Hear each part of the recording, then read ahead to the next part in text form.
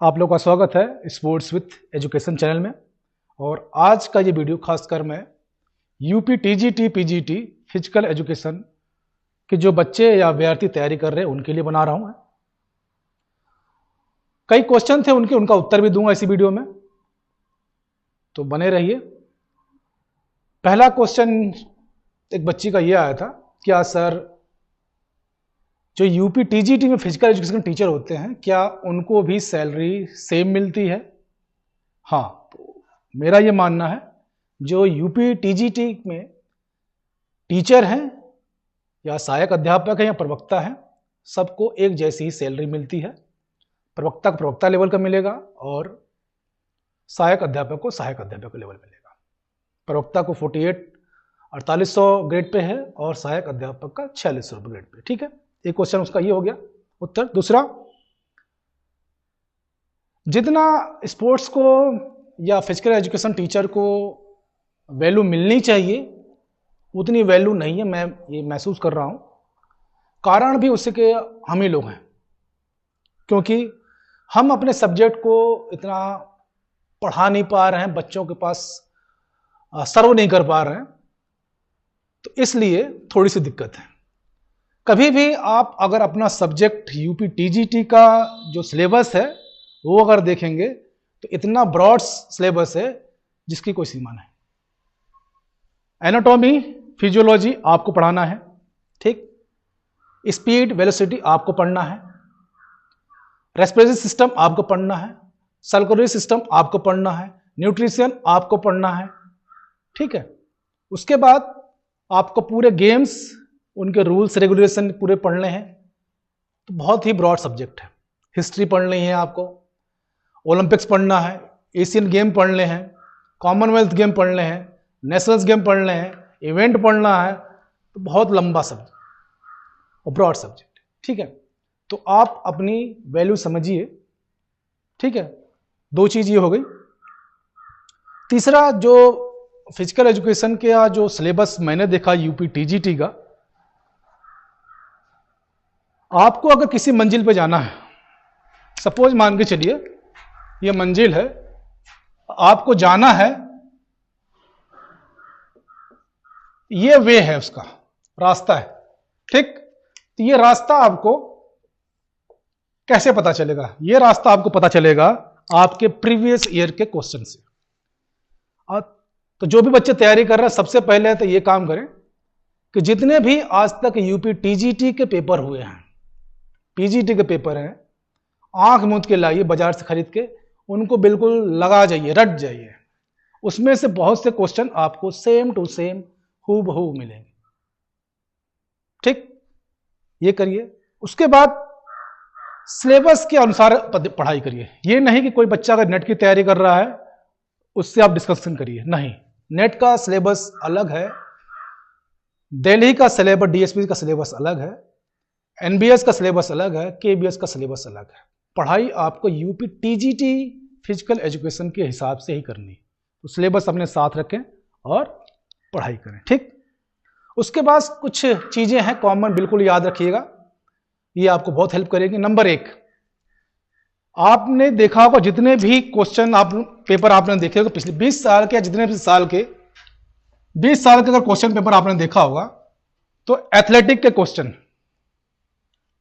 Track and field के question आने ही आने हैं, उसको बिल्कुल रट जाइए, ठीक। ट्रैक एंड फील्ड ये आना ही आना है। हॉकी से क्वेश्चन आने ही आने हैं, तो इन दो गेम को देख लीजिए। उसके अलावा इंडिजीनियस गेम जो खो खो, कबड्डी, ये जो भारतीय खेल है उनको देख जाइए, ठीक है। एक चीज और इसमें ध्यान रखिएगा, महत्वपूर्ण चीज है, बाकी मैंने वीडियो सब पे बनाया है, सारे सब्जेक्टों पे, लेकिन मैं सोचा कि जिसकी रोजी रोटी मैं खा रहा हूं उसको भी ध्यान दिया जाए। नंबर 1, फिर आपको as a physical education teacher चाहिए, फिजिकल एजुकेशन टीचर, पीई, ठीक। पुराने लोग इसको पीटीआई बोलते हैं, ठीक, पीटीआई, फिजिकल ट्रेनर इंस्ट्रक्टर। आपको कोच नहीं बनना है, ठीक है, आपको कोच नहीं बनना है। कोच में क्या होता है, स्पेसिफिक गेम होता है और उसको डीपली पढ़ना पड़ता है। आपको कोच नहीं बनना है। कोच बनने के लिए आपको एनआईएस करना पड़ेगा। एनआईएस बोलते हैं, 2 साल का 1 साल का 1.5 साल का डिप्लोमा है, वो करना पड़ेगा। तो आपको कोच नहीं बनना है। ठीक, मोटा मोटा सब चीज को याद रखना है। 2 चीज हो गया। दूसरी बात, एनाटॉमी फिजियोलॉजी। एनाटॉमी फिजियोलॉजी जो है बिल्कुल मैथ की तरह है, एज ए मैथ। सपोज आपकी सबसे बड़ी हड्डी कौन सी है पता होगा? वो हड्डी आज से 10 साल बाद भी वही बड़ी रहेगी। ठीक, उसका डायमीटर भी वही रहेगा। आपके हार्ट में जितने वाल्व हैं, आने वाले 10 साल या पहले भी क्वेश्चन में हुए वही वाल्व होंगे, उनके नाम भी वही होंगे। तो एनाटॉमी फिजियोलॉजी बिल्कुल भी मैथ की तरह है, पॉइंट टू पॉइंट है, उनके नंबर फिक्स है, वो देख जाइए। ठीक, गेम में मुश्किल है। गेम में मुश्किल इसलिए है कि आज नियम किसी गेम का अलग है, अगली बार 1-2 महीने में चेंज हो जाएगा या 1-2 साल में चेंज हो जाएगा। ठीक, तो उसको ध्यान रखिएगा। दूसरा, प्रीवियस ओलंपिक जितने हुए हैं उनको एक देख लीजिएगा। पिछले ओलंपिक में कोई चेंज नहीं होगा, उनके मेन पॉइंट देख लीजिएगा। ठीक, ये चीज अगर आप तैयार करेंगे तो बहुत फायदेमंद होगा। उसके बाद एक last but not the least, मेरा यह मानना है कि जब भी आप तैयारी करें, प्रैक्टिस सेट प्रॉपर लगाइए। प्रैक्टिस सेट चाहे ऑनलाइन ले लीजिए, चाहे ऑफलाइन ले लीजिए, चाहे ग्रुप बना के खुद पोस्टर बना के करिए। उसका असर यह होता है कि कोई भी चैप्टर का, कोई भी टॉपिक अगर पढ़ रहे हैं आप, तो केवल आपको वो टॉपिक ही कवर कर पाएंगे। लेकिन अगर आप टेस्ट पेपर लगा रहे हैं, तो टेस्ट पेपर में 125 क्वेश्चन होते हैं और 125 क्वेश्चन आपको हर टॉपिक से दिए जाते हैं। इससे क्या होता है, पूरा टॉपिक आपको कवर हो जाता है। ठीक, और जो क्वेश्चन भी उसमें गलत हो रहा है, सपोज मान लीजिए कि आपके 125 में 1 to 5 में 5 क्वेश्चन गलत हुए हैं। ठीक, 5 क्वेश्चन वो देख लीजिए कहां से गलत हो रहे हैं। सपोज मान लीजिए आपका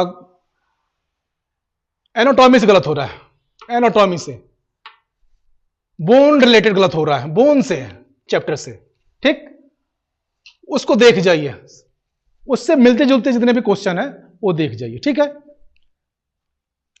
इससे क्या होगा कि जो भी क्वेश्चन आपको डाउट होगा वो पक्का मिलता जाएगा और आपको लंबे समय तक याद रहेगा। ठीक, उसके बाद एक चीज और है, ट्रैक और फील्ड जितने भी रूल्स हैं वो बहुत याद करना मुश्किल है। उनका जैसे hammer, short put, javelin, throwing event है, इनका एक जैसा ही है। जैवलिन थोड़ा अलग है, हैमर का और शॉर्ट पुट का एक जैसा है। इनको देख लीजिए, इसमें से क्वेश्चन बनेंगे। ठीक, जैवलिन के बनेंगे। कुछ क्वेश्चन ऐसे आते हैं कि एग्जीक्यूट का तरीका क्या है। सपोज जैवलिन फेंकने में क्या क्या रनअप कितना होगा उसका, वो देख लीजिए। वेट कितना होगा जेंट्स के लिए, लेडीज के लिए कितना वेट होगा। ठीक, इस टाइप का क्वेश्चन देख लीजिएगा। लॉन्ग जंप कर रहे हैं तो उसका क्या क्या किन किन चरणों में हो रहा है वो भी देख लीजिएगा। ठीक, उसके बाद मसल्स भी देख सकते हैं आप, उसमें भी क्वेश्चन बन सकते हैं। और बिल्कुल भी घबराइए मत, नए सिरे से तैयारी करिए। नोट्स अपने बनाइए, इंडिविजुअल नोट्स बनाइए, किसी के दूसरे भरोसे नहीं। एक बच्ची ने बोला कि सर अपना नोट्स भेज दीजिए। How can possible? मैंने उसको अपने तरीके से लिया है, मैंने उसको अपने तरीके से पढ़ा है। ये पॉसिबल नहीं है कि मैंने जो लिखा है वो आपके समझ में आए, आपको जिस वे में मैंने लिखा वो आपको अच्छा लगे। That is not possible. और मेरा तो यही मानना है कि अगर आप फिजिकल एजुकेशन टीचर हैं तो एक चीज हमेशा याद रखिए, no education without physical education, no education without physical education. तो आपको पीटीआई बनना है, कोच नहीं बनना है, आपको पीटीआई बनना है, डॉक्टर नहीं बनना है। ठीक, ये चीज ध्यान रखिएगा। और ट्रैक एंड फील्ड में जो लेंस डिवाइड करते हैं हम लोग, ठीक है, उसका फॉर्मूला भी एक ही है। 200 मीटर का, 400 मीटर का, standard track, non standard track, formula याद कर लीजिए। एक बार याद करेंगे, 2-3 बार लगाएंगे, परफेक्ट हो जाएगा। ठीक, उसके बाद फार्मूला याद रहेगा तो किसी भी सिचुएशन में आपको उसको रख के कर सकते हैं। उसके बाद जब आप टीम डिस्ट्रीब्यूट करते हैं, जब लीग का बनाते हैं, नॉकआउट का बनाते हैं, फिक्चर बनाते हैं, उनके फार्मूला याद कर लीजिए। नंबर कोई भी हो, आप फार्मूला रखिए, हो जाएगा। रटने की कोशिश मत कीजिए, उसको समझने की कोशिश कीजिए।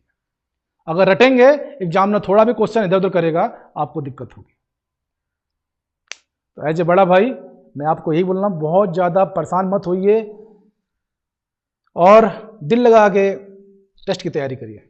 ठीक है, सीखने की कोशिश करिए, रटिए मत उस चीज को।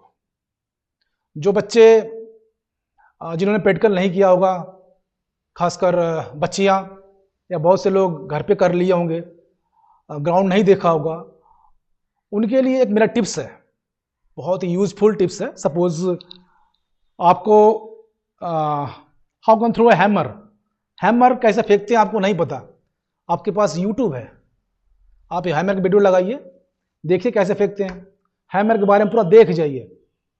ठीक, सेम इसी तरह आपने कोई मार्किंग नहीं देखी होगी तो मार्किंग की वीडियो देख जाइए, बहुत फायदेमंद करेगा। ठीक है, और प्रेशराइज नहीं, आपसे ज़्यादा मेहनती कोई नहीं होगा। एज ए स्पोर्ट्समैन आप लोग बहुत मेहनत किए हैं, एज ए स्पोर्ट्समैन आपको कोई थका नहीं सकता। ठीक, तो आपको बैठने में कैसे दिक्कत होगी, आराम से 5-6 घंटा बैठिए, पढ़िए और सफलता लीजिए। ठीक है, इसके साथ ही जय हिंद, जय भारत, खुश रहिए, स्वस्थ रहिए, मस्त रहिए, और मेरे लायक कोई सेवा होगी पक्का बताइएगा। ठीक है, best of luck, thank you all of you.